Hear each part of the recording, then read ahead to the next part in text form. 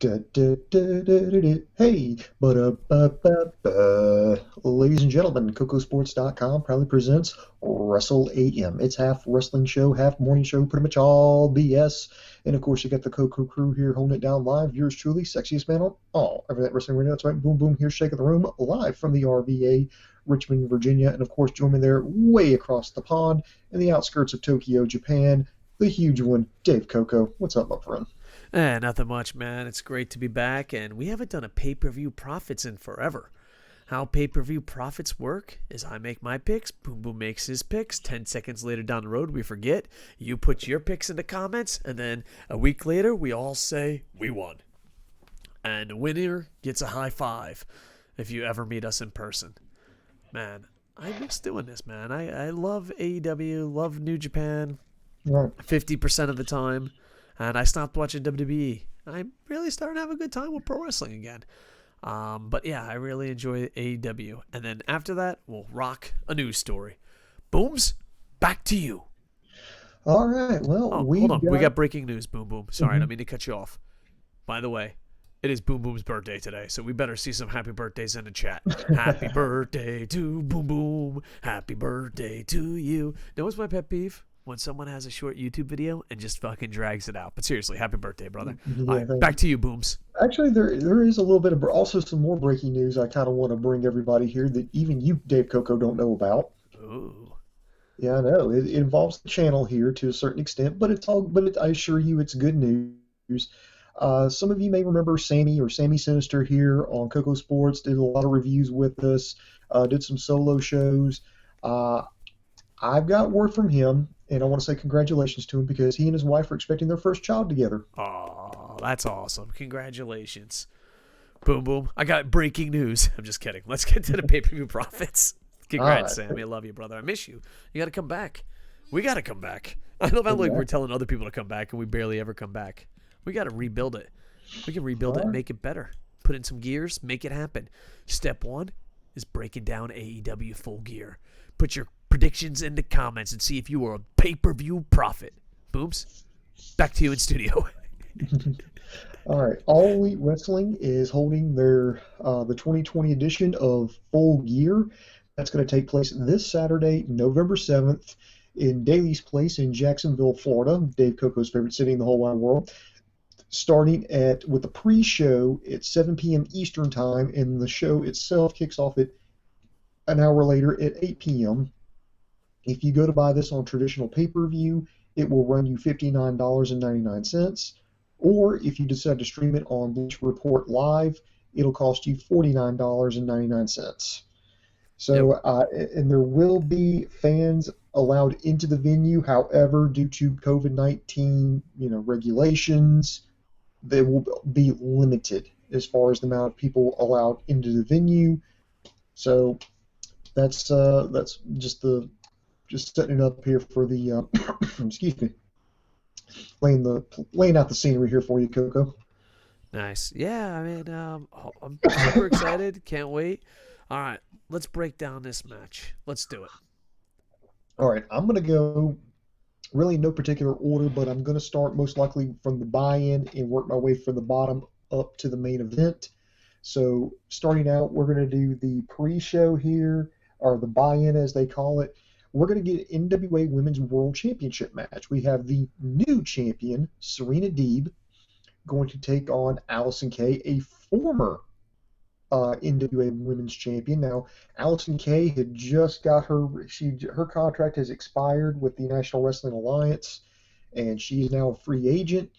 So she's on this pay-per-view.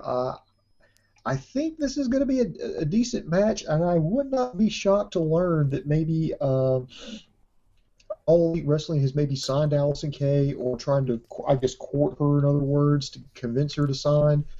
They've already signed Serena Deeb, so she's a AEW talent hanging on to the NWA Women's World Championship. I think it would be way too early and premature to take the championship off Serena Deeb, plus to somebody who just left the company. But I'm expecting a decent match all around, so I got to go with Serena Deeb, the champion, to retain. Coco, I think we both kind of know where this is going with Serena Deeb, winning, but here's my question: do you think Allison K signs with AEW? Best case scenario, the NWA and AEW keep working together. The NWA eventually comes back, the titles come in, and they throw in New Japan, Ring of Honor. We've been dreaming about that forever. Worst case scenario, Allison K wins and just goes to NWA. Like, it's just, put our champ on television. You signed her. We'll just have the next champ winner. All right, thank you. So, Coco, I got to ask you this because I really haven't got your thoughts on this one, but everybody says that when it comes to the chain that is AEW, the women's division is the weak link. And we can argue back and forth about whose fault that is, why it's like that, but one thing you can't deny is they are. It looks like, for at least from where I'm sitting, they are making efforts to turn things around. They're trying to right the ship, but it's taking time. Do you think this partnership with the NWA is a blessing or a curse? Do you think ultimately it'll help, or do you think it's just kind of a waste of time and they need to go a different direction? I think it's good for the super nerds, which, is a demographic they want. And it is. Pinpoint, I think the fact that you had Awesome Kong, but she wasn't cleared to wrestle, was a big mistake. Because people love Awesome Kong, or Amazing Kong, depending on where you watch to wrestle. And you had her, and then you had all these great wrestlers, and it's kind of like you teased having this great thing and be like, just kidding. Where I kind of wonder if it was better. Like, I don't, not to have had her at all. Because I don't know about you, but I was super pumped up, loved the booking, loved that Awesome Kong was there, and then it just went nowhere. And for a new company, those mistakes hurt a lot more than a company that's been around for years. I don't know. I think when it comes to pro wrestling, once the masses have said this is bad, it's hard to rebuild it. But I think it can be done. I think it's a little speed bump in the road. I think having Awesome Kong, because I don't know about you. I'm just speaking from my heart here. When I saw Awesome Kong, I was like, this is going to be awesome. And then when she wasn't there, I was like, this is not amazing. So that's just me. Maybe not everyone saw it like that. But yeah, you just have to, when you have a new, and I don't know, I've been pitching my vision of pro wrestling, what New Japan Wrestling used to be, what Japanese pro wrestling used to be. But when you're a new company, just get the best athlete you can to carry that division while you build it up. And I don't think AEW did that correctly. In the women's with Kenny Omega and other ones. So now, let me ask you this: do you think it's Kenny Omega's fault? I mean, ultimately, without a doubt, I think it's all Kenny Omega's fault. Booking the division, but also at the same time, it's not his fault that Awesome Kong was not medically cleared to wrestle. Because they had her do stuff, and then when they were getting ready to start, it was like, she can't go. And then the woman I thought was going to be the face of the division, Kylie Ray, she asked for her release. And it's like, okay, well, Britt Baker's not ready yet. We need to find the best wrestler we can. Nyla Rose isn't ready yet. So the next best choice, the only, really place they had to go was Riho. And her problem was, and again, this is not her fault, she didn't speak English. And two, she was still being booked in Japan. I think they tried to do the best they could with a bad situation. And I think they're making changes, but I think they stumbled out of the gate. There's two things I want. There was a lot of bad luck, but there was a lot more bad decisions. Oh yeah, I agree with you on that. And there's bad luck, but there's a lot of bad decisions. But there's something that's happened, not just in pro wrestling, but in media, where someone makes a bad decision and we make excuses for them. We didn't have this guy under contract. Well, what could you do? He wasn't under contract. That's a bad decision. Why don't we hold him accountable for that? There isn't, and me and Boom Boom, we're old. There isn't paying the piper. No one ever comes up and be like, yo, dude, I messed up. Sorry, we got to keep moving forward. Mm-hmm. And not only that, but because there's no paying the piper, people blindly defend corporations. They blindly defend bookers and promoters. No one says, yo, dude, that was a mistake. I love Kenny Omega. more than a straight man should. I love Kenny Omega with all my heart. And to be honest, Kenny Omega and Okada rematch is the only thing that keeps me going sometimes. You know what I mean? Like, it may never happen, but the fact that it could happen keeps me going. You know what I mean? So yes. Kenny Omega, there's points where you question if you're a wrestling fan anymore. Kenny Omega is one of the 3 reasons I'm a wrestling fan. Okay? I love him to death. With that said, he fucked up a lot. He fucked up his booking. He fucked up the women's booking. And was there bad luck? Yes. But that doesn't mean we can't fucking pay the piper. You know what I mean? Like, someone has to come up and be like, yo, dude, I fucked up. You know, here's an example. I could be like, oh, this channel went to shit. Well, it was because of the divorce. It was because of this. It was because of that. Yeah, maybe. All that's true. But at the end of the day, I paid the piper and said I fucked up. More people need to do that, and more media, and I know people roll their eyes when you wear the media in pro wrestling, but more people just have to hold them accountable. Because there's bad decisions, and you should hold them to that. I love Kenny Omega. He made 2 major mistakes that hurt the growth of AEW. So, with that, I think best case scenario, Deeb wins, but I really think this might be a Kay walking out, walking in thing, and hey, she's now our champ. Mm-hmm. All right. All right, so now next we get to a match like on paper, it doesn't sound really great, but if you follow like Being the Elite and you watch the TV show, you're actually kind of looking forward to this match because I know I am.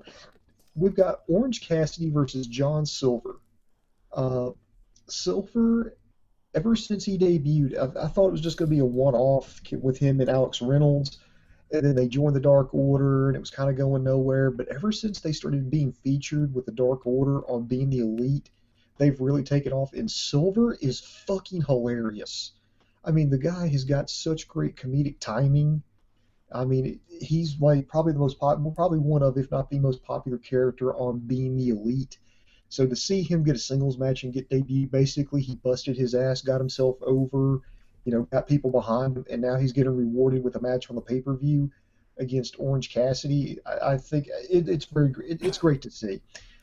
Orange Cassidy has really come into a world of his own in the past year. I mean, he went from a relatively unknown on the independents to really showing that the guy can go. I mean, if he really has to, I mean, he can go. He's got a good character. He's become a fan favorite, and to see these two tied up is going to be just. I think this is a thank you to the fans, in my opinion.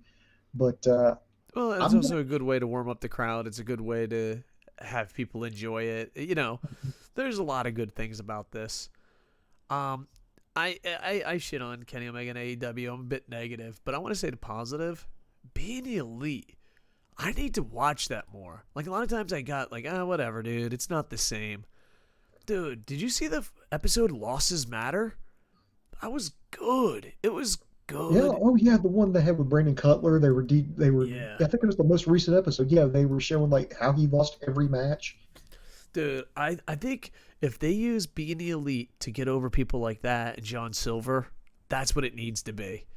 But yeah, I think Orange Cassidy's winning, but I think we're going to be entertained.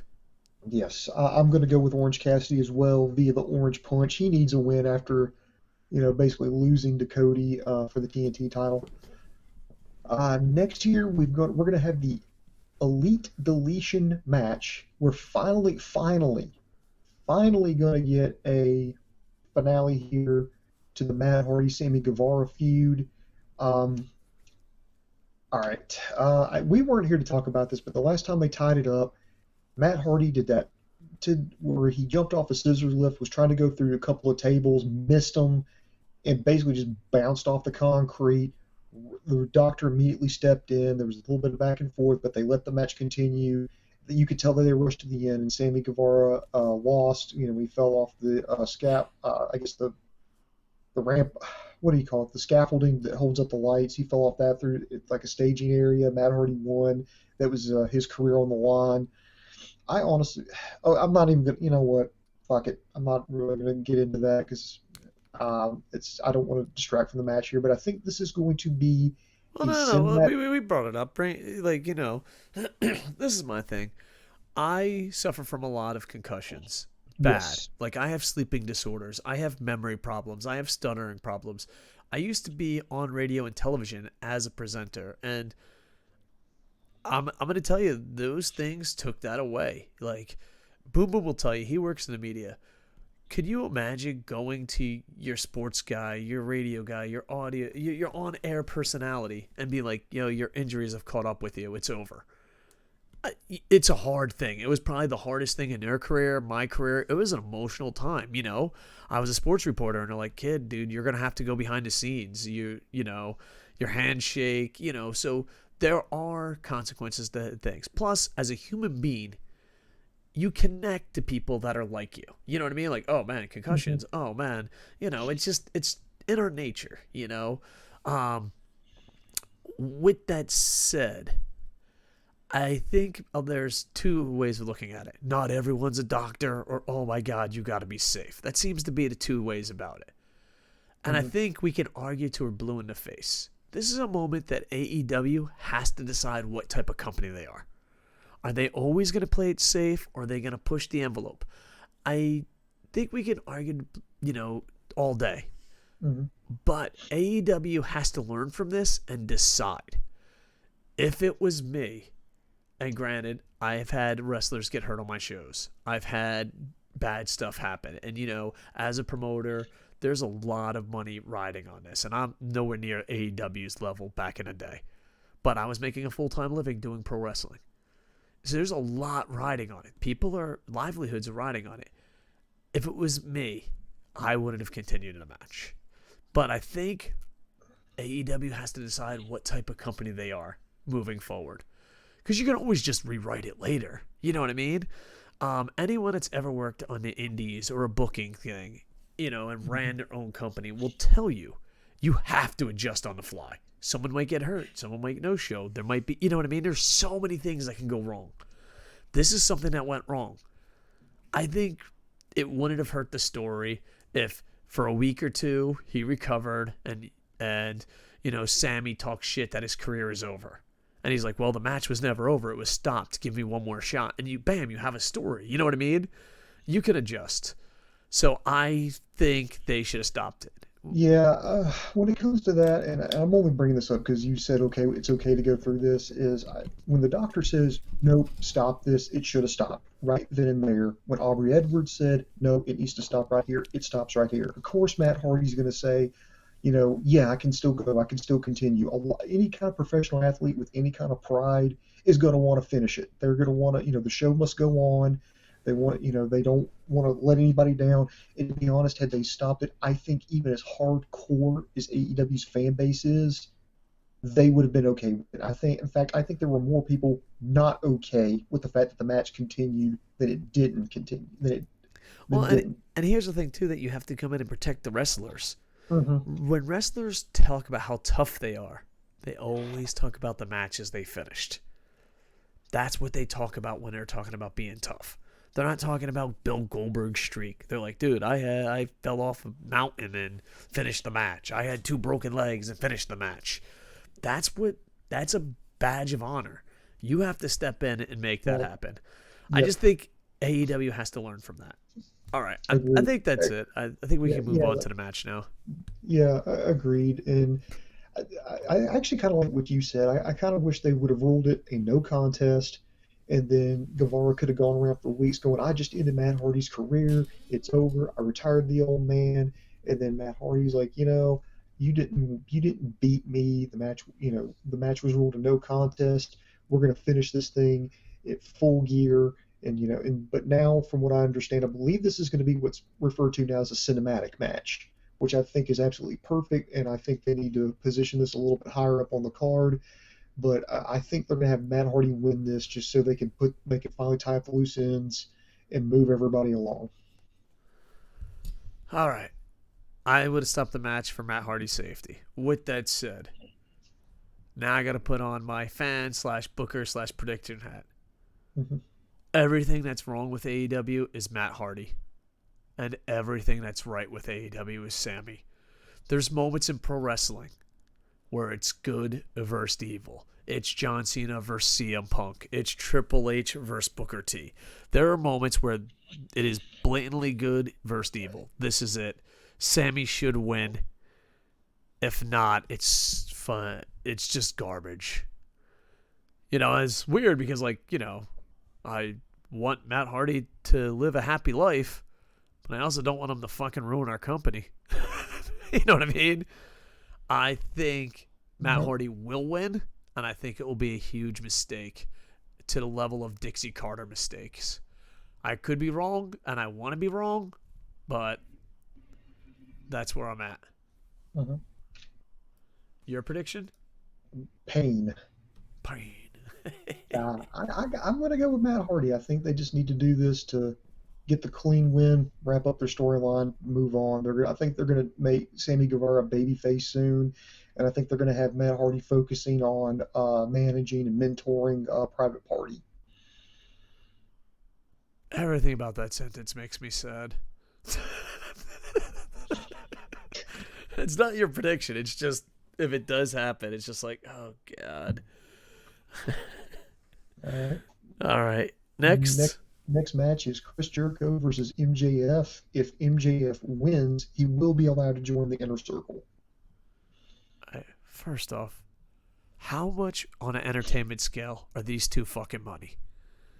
Just absolutely fantastic. I know it's not everyone's cup of tea, but dude, if you don't find these guys hilarious, you know what I mean?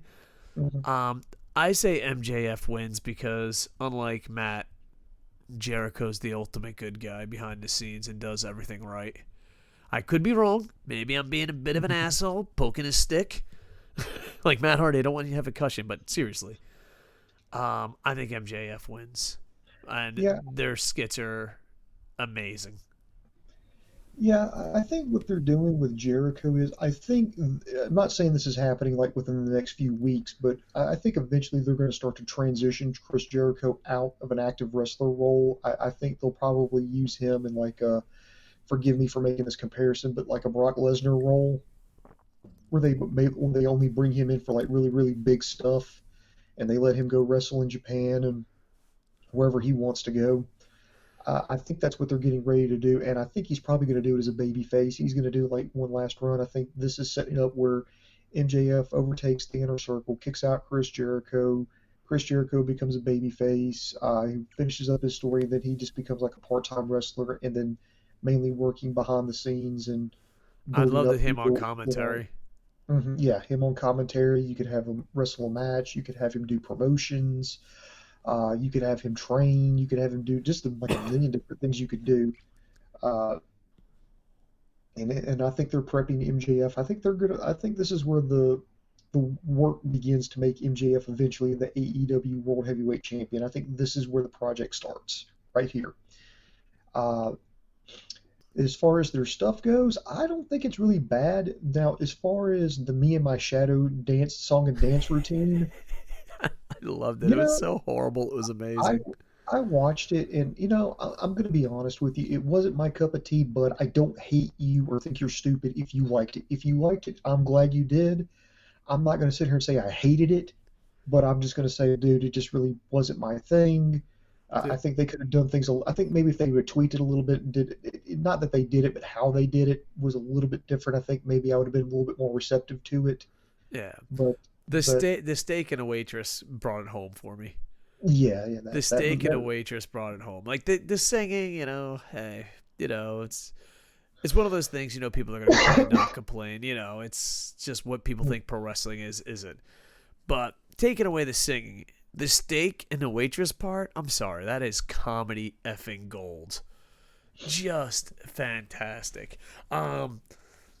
Yeah, I think MJF wins because Chris Jericho is everything that's right in the world.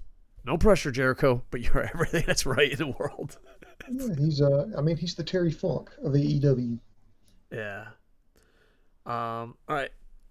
We both got MJF, so what's next? Yeah, MJF. Next, we've got the AEW Women's Championship match. The champion, Hokurashida, versus the challenger, Nyla Rose. Whew. Wow. Let's like if you want to know what we think about the women's division, go rewind this podcast and start with the very first match we preview because that's pretty much what we think about the women's division. I think they could really go either way on this one, Coco.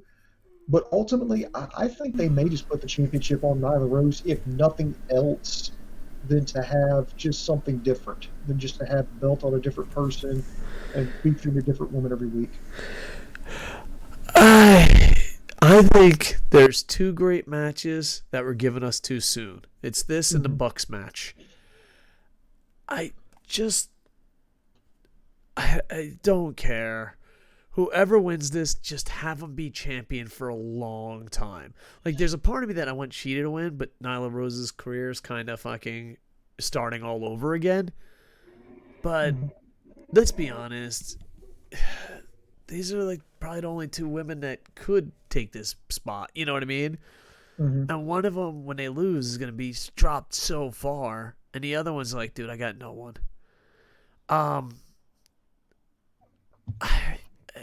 I don't care. Like, because the thing is, I kind of want Sheeta just because she's the champ, and I hate seeing titles swap all the time. Oh, God. But dude, can I just say something that iJapan always says? Every time there's a quick title fucking swap, he just blames America. It doesn't even have to be America. It could be like fucking Okada swaps the fucking title really quick with like Ibushi, and then he gets the title back. Every time I watch it, he just puts like two fingers on his forehead. He goes, oh, America. Like he just, according to iJapan, America is the reason for short title runs. But yeah, I could feel iJapan's thing. I'm going to say Sheeta because she's the champ. But if Nyla Roses wins, she better hold it for at least 462 years. Just build this in the tag team match. Build up to this. They're like, hey guys, here it is. Like, all right, cool. Thanks. You know, I'm gonna say Sheeta just because I want long title runs, but I also really love Nyla Rose, and I feel the loser drops a lot in this match. Yeah, I feel like they're going to put it on Nyla Rose really just to do it. If it was up to me, which it's not, but if it was up to me, I would basically have Nyla Rose be the transitional champion, and I would have her put it on somebody like Serena Deeb or Ivelisse or Diamante, just somebody who's got a little bit more seasoning. And then the reason I would do that is because they've got the most experience out of all the other ladies on the roster. And then if they're the champion, it makes sense for them to be wrestling the other women. So therefore, you get more reps, you get to work with somebody more experienced, you get a little bit better. And then once you build somebody up, boom, you can do the title change. But that's what I would do. I just try to put it on the most seasoned veteran I could, and just have her go around. And it makes sense. You know, you beat somebody, they go to the bottom of the rankings. The next girl comes up, you beat that person, they go to the back of the rankings. Meanwhile, they're working with the champion. You don't want this. Oh, sorry, I didn't make it, Jeff. Go ahead. The other thing I wanted to say was you don't want this to be the women's never six-man tag, where podcasters joke they don't know who the champ is, and then a joke becomes real. And so let's say she wrestles Penelope Ford. Penelope Ford loses. Okay, now she's got to climb back up in the rankings. So what do? They put her in a match against Diamante. And meanwhile, Penelope Ford has just wrestled two veterans back to back. And you're going to learn a little bit more, get a little bit better, get some more reps in. So that's what I would do. But it's not up to me. All right. I don't know. It has potential. It's like a really cool sports car, except fucking it doesn't have a back axle. You know what I mean? Like, just fix your shit, man. Fix your shit. All right, Booms. Next match, brother. Next match is the AEW World Title Eliminator Tournament Finals. We have Kenny Omega versus Hangman Adam Page. Two former tag team partners. They lost to FTR. They decided to, Kenny really wanted to go his own way, be a singles guy again. And so they gets in this tournament. He's one of the first ones named. Hangman is a little taken aback that Kenny's really wanting to move on and, get away from the tag team scene. So, and then Page eventually gets into the tournament. They're opposite brackets. They win their way to the finals. Now they're facing each other. I'm thinking for me that Kenny Omega wins this. This is where we see the birth of the cleaner, and people are going to find out why Kenny Omega had so much buzz surrounding him when he came back from Japan. I think he goes full blown heel on this one. I think he tries to keep up the babyface facade in the early part, and then eventually Hangman makes a comeback. Hangman drops the facade. He just goes absolutely ruthless, V triggers the fuck out of him, hits him with the one winged angel, gets the win. Hangman, coming to, wants to shake his hand, wants okay, congratulations. Omega blast him again, hits him with a chair or throws him through a table or something. He solidifies his heel turn, and then he makes a run for the AEW World Championship. All right. I think the biggest mistake in AEW history was the booking of Kenny Omega. I honestly do. It makes no fucking sense. People that defend this shit booking are like, well, not people didn't know who he was.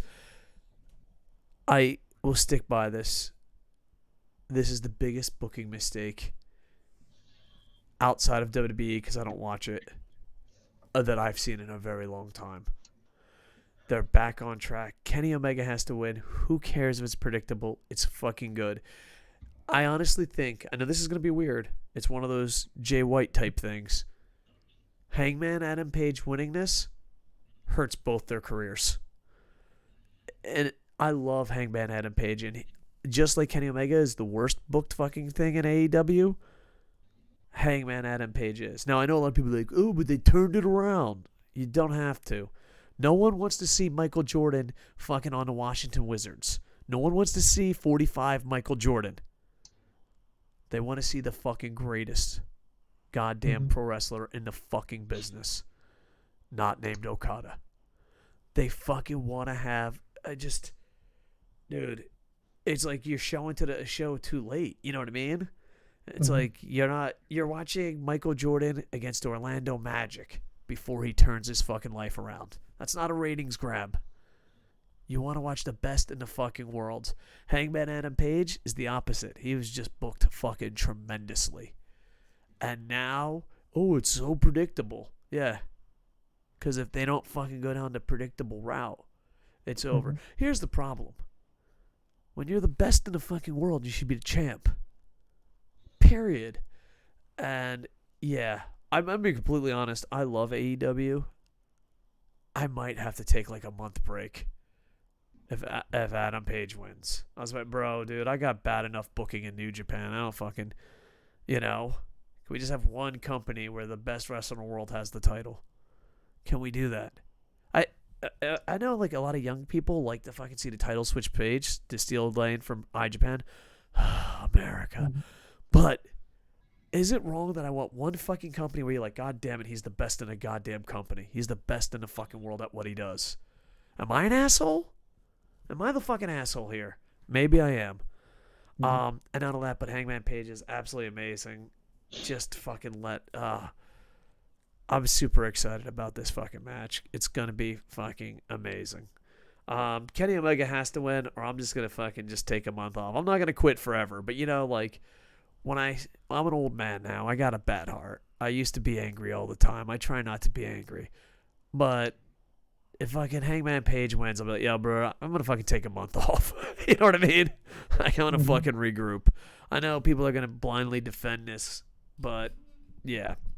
I honestly think if they fucking booked Kenny Omega the way he should have been booked, like if the way they're booking Kenny Omega now is how they booked him on day one, you're beating NXT every fucking week.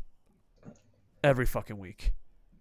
But why? All those WWE fans that heard about him, like they heard about AJ Styles, turned on the channel, and you basically booked him perfectly for WWE. Because WWE fans, they'll do anything to go back to Vince. And you'd be like, oh, I want to see Kenny Omega. He's the best in the world. He left his heart in the pan. All right, cool. I don't have to watch this show anymore. If I, like, Boom Boom, remember when I got you to watch New Japan? I was like, this is the fucking best wrestling in the world. Can you imagine Okada and Tanahashi in their fucking prime, mailing it in and fucking being complete shitbags, and JR on commentary going, oh, they fucking mailed it in. Now, you remember when I fucking got you to watch New Japan and how much you fucking smiled and how much you loved it? Can you imagine if that was your first experience? Oh, You're going man, straight back to WWE. Why the fuck would you stay? Mm-hmm. Omega has to win, or I just, my heart needs to take a break. That's it. And I love Hangman Page and what they did with him. It's just, you know what I mean? All right. I don't know if you have anything to add or you want to head to the next match. No, let's head to the next match. I think we about nailed it all there. Next is for the TNT Championship. We have the champion Cody defending against Darby Allin. Coco, you want to take the lead on this one? You've taken the lead on everything up to now. All right, no problem. Just one thing that has nothing to do with this match. I feel like WWE and them worked out a deal, and Cody now can be called Cody Rhodes, according to internet reports. He has the Rhodes family name back, which is huge. Darby Allin,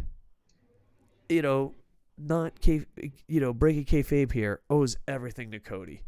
I don't know how you feel. I'm speaking from my fans' point of view, and maybe I'm different. Darby Allin was the hottest thing in the world, and then it's like, okay, whatever. But, man, they have a phrase of talking you into the building. Cody's fucking promo about the ace?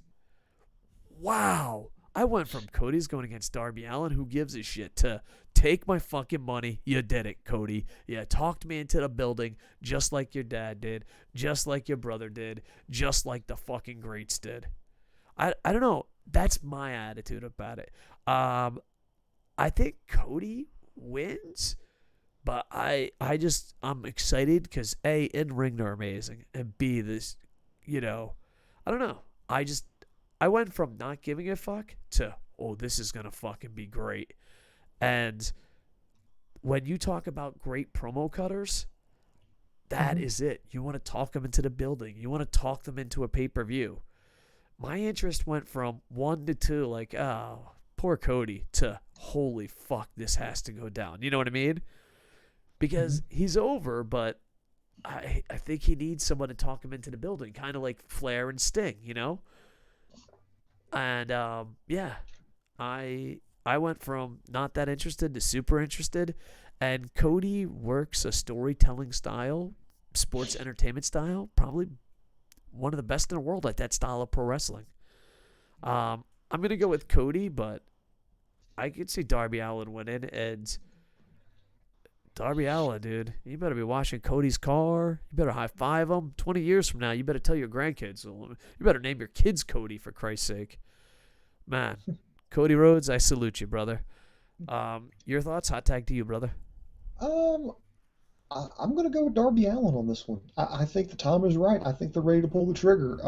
Since in the past little year and a half, actually no, about the past year or so, actually, they had Darby Allin go the 20-minute time limit draw. They had him face him again, and it looked like he was going for the coffin drop. He hit it, but Cody rolled him up.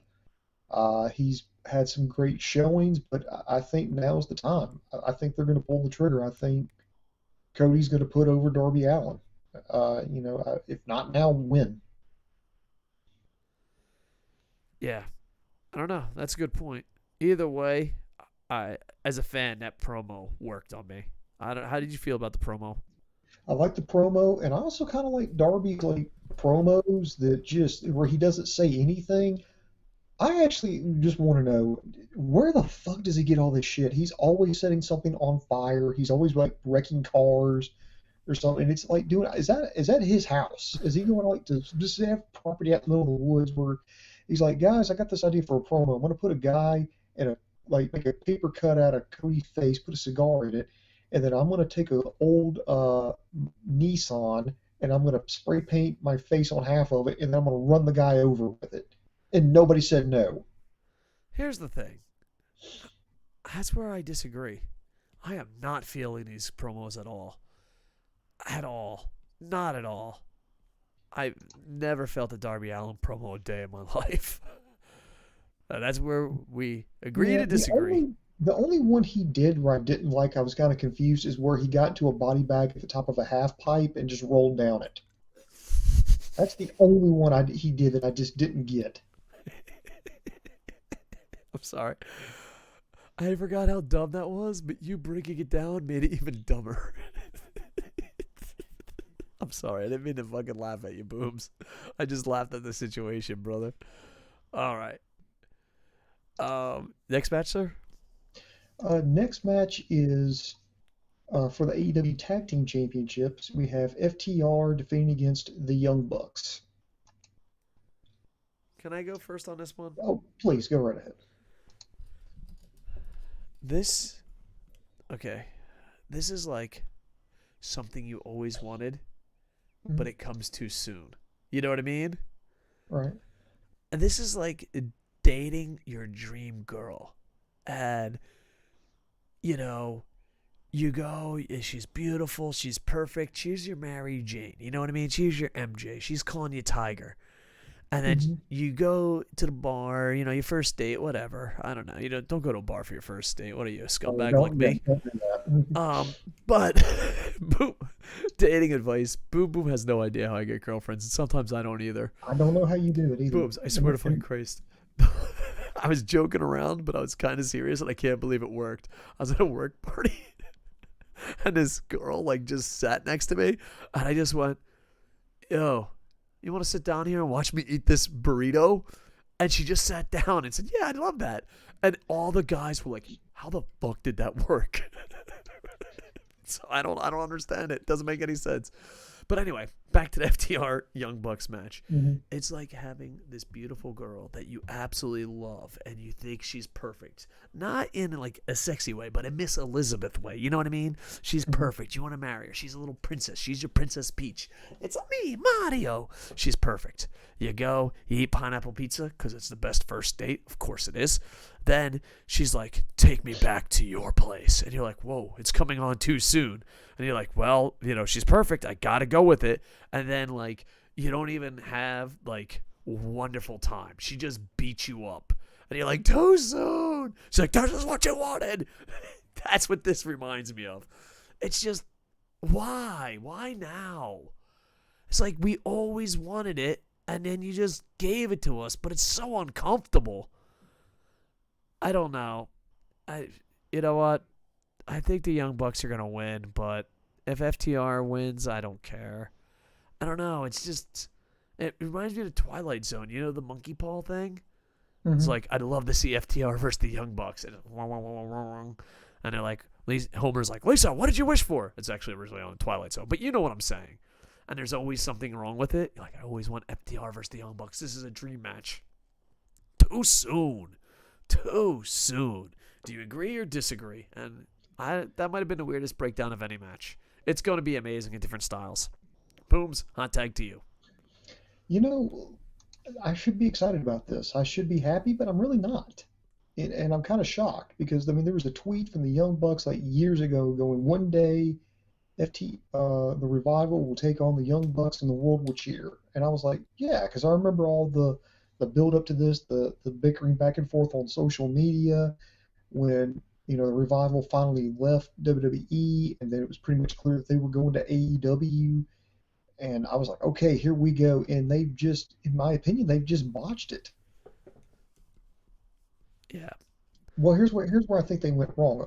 When they debuted, I think it was fine. When they got Tully Blanchard as their advisor, manager, whatever you want to call him, I was fine with that. When they didn't have them fight each other right off the get-go, I was fine with that. I agreed with that. I think the build up here could have been better.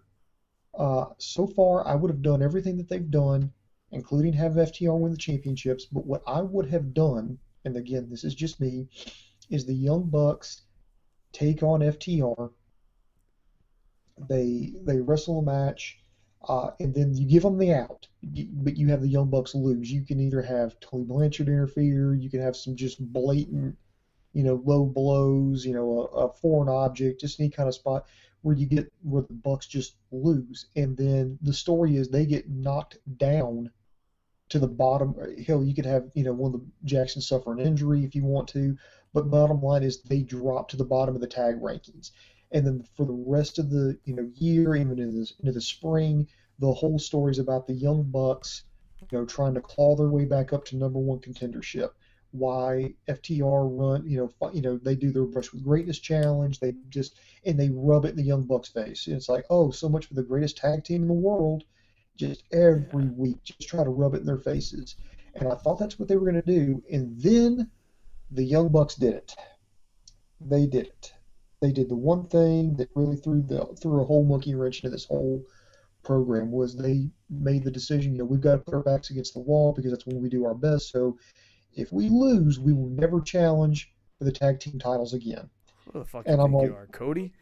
exactly. I was like, dude, this is way too early to go back to this. They did this last year with Cody, and he did that with Chris Jericho. Now, to their credit, they've stuck with that stipulation. I know we've been conditioned as of late to think, well, how is somebody going to weasel out of the stipulation?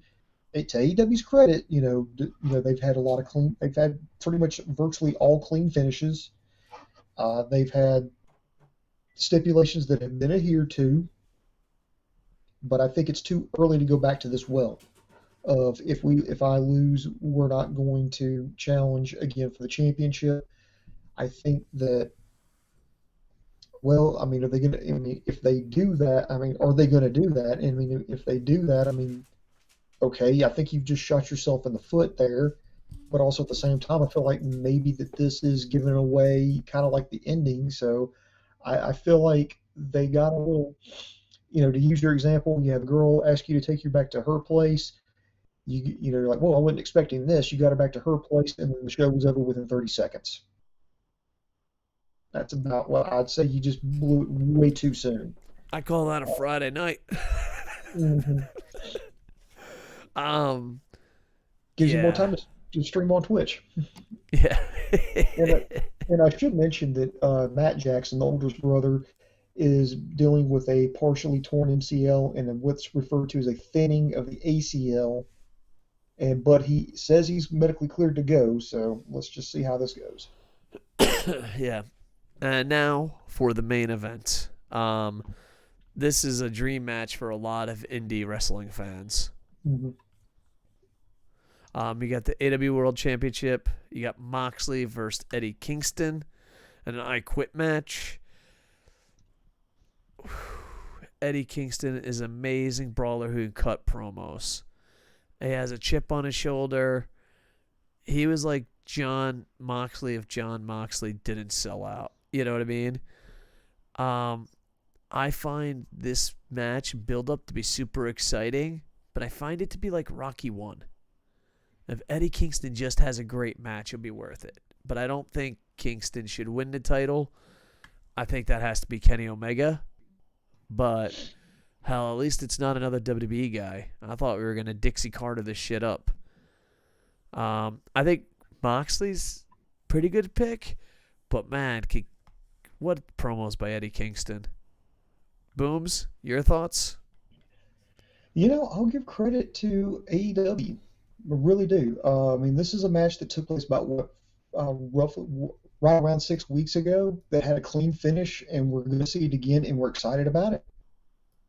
I'm going to give them props for that. That's, the Wrestling Observer, said that, they had a clean finish to this, but yet they're going to continue. They're going to continue it on, but they've done it in such a way that makes it fresh, and everybody wants to see it. I mean, I know I want to see it. Remember, Moxley was supposed to defend against Lance Archer, but he pulled out because possible exposure to COVID-19. So they bumped up Eddie Kingston because he said he was never eliminated in the Battle Royal, so he was going to get the shot. So he wound up losing. He do a referee stoppage when he was locked in the Bulldog choke. Then they finished. Then Lance Archer came back. They finished up that program, and then they picked right back up with Kingston. Kingston has been absolutely on fire with his promos. In fact, if you they kind of did like this joke on being the Elite, where it was kind of like a riff on WWE, because WWE would they would like promo class, and they would hand somebody like a random prop and then just tell them to cut a promo on it. So they did that with Eddie Kingston. They gave him a chocolate chip cookie, and so he cut a promo on a chocolate chip cookie.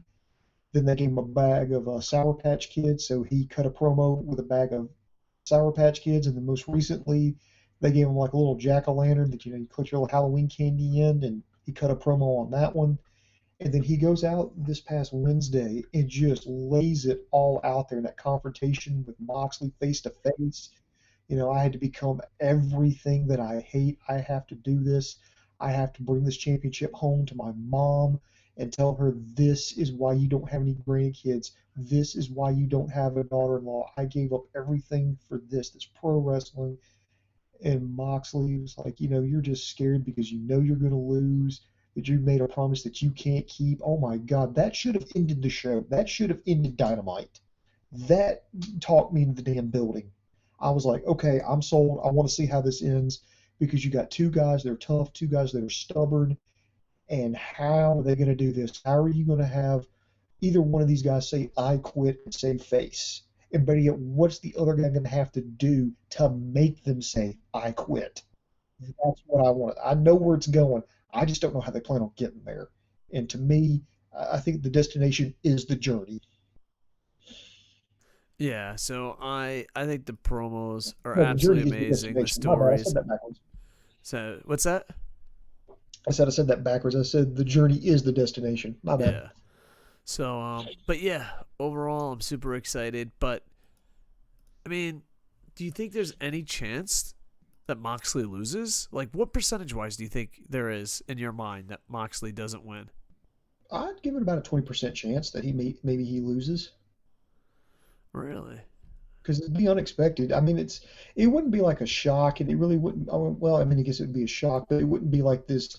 It'd be like, whoa, where are they going with this? It wouldn't be like, oh my God, they put the title on that fucking guy. One of those. It'd be like, okay, where are they going? It's like when Okada beat Naito at Wrestle Kingdom. It's like, okay, I wasn't expecting this. I wonder where they're going with this. I'm not exactly mad, but I'm just kind of confused here. But that's how I would see it. Yeah, but overall, super excited. You know, we see the good, the bad, and the ugly. I know these days people want to just see the good in the world, but overall, I'm in a positive place about AEW, and I think if they fix one or two things, it's next to perfect. And I'm enjoying it. Like and not only that, but I'm enjoying it too as a reviewer because even if it's not perfect, at least it's fun and worth talking about. Where like I try to watch another company up in Connecticut, and it's just like it's so safe and average that it's like a reviewer's worst nightmare. Mm-hmm. Like here, I'll review the WB pay-per-view. It was long and average. Like what? That's not fun to talk about. And New Japan is become a very lot of TNA type fans, and I don't mean that as a compliment, where it's like everything is awesome. Dude, there's a guy that made a rap song that said he enjoys 8-man tag matches. It's like, what? No one enjoys that. They're just waiting for the salarymen to get home. So, yeah, overall, it's good enough to make me happy, but it's not perfect that we can have fun reviewing it and picking it. You know what I mean? Mm-hmm. So, yeah.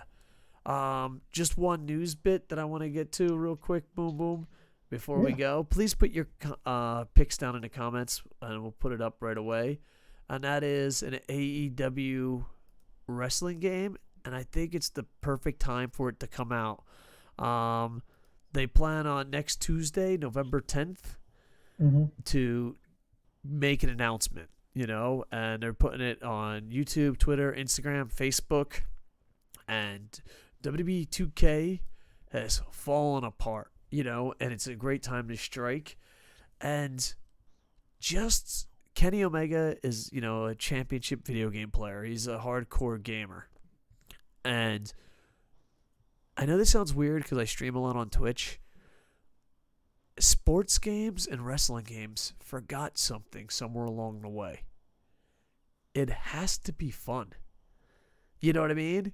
And that's what I'm rooting for. I know you're not as big of a gamer, but what do you think of AEW's next announcement? Are you pumped up and excited, high-fiving? Because I'm buying the game no matter what. It could be a bag of assholes, and I'm buying it. I'm not a hardcore gamer, but I do play video games every now and then. And I remember seeing this on AEW's Facebook page, and the question was to the fans was, well, what would you like to see in an AEW video game? And I responded to it. I said, not to be a wise guy, but how about a game that's actually playable? Yeah. And that's the thing. I just want a good, solid game where I can, have some fun. I can play, I can, maybe I can wrestle Dave Coco on Twitch, or I could create my own wrestler, do like go through like a storyline mode, just have fun. Just something that has a lot of replay value. Yeah, and there are games that have great replay value, but they don't have the graphics to keep the common. I don't know. You know how like pro wrestling and video games sometimes it's just the shiny graphics and you don't care about Hmm. Madden not having a good franchise mode or NHL's franchise mode being broken or 2K skill gapping their shot so bad that no one wants to play the game anymore. Just make it fun, and AJ Styles is a gamer and he said it best. It's easy to pick up and play, hard to master, and it's just fun. That's it. And I think with Kenny Omega being there, I think the referee, I apologize, is it Aubrey something? Aubrey Edwards. Yeah, she's helping making it, and they're video game people. And not all that, but it's like the Like I said, if perfect Kenny time Omega's to not involved with strike. this, I'll be disappointed. What's that?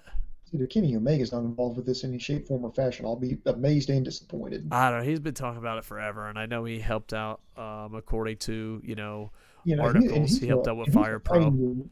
Yeah, he likes fighting games. So if anybody knows what they want or need, it's him. Yeah. I just want it to be fun. Like, NHL 94 was awesome. Madden 14. Like, I don't know. What happened in 2014? Like, all video games were amazing in 2014, and we're talking sports. And then out of nowhere, they're just like, yeah, bro, nah. Like, it's PlayStation 3 and 4, I think, maybe, when they made that jump. They're just like, yeah, we don't have to try anymore. They pulled a WWE, you know what I mean?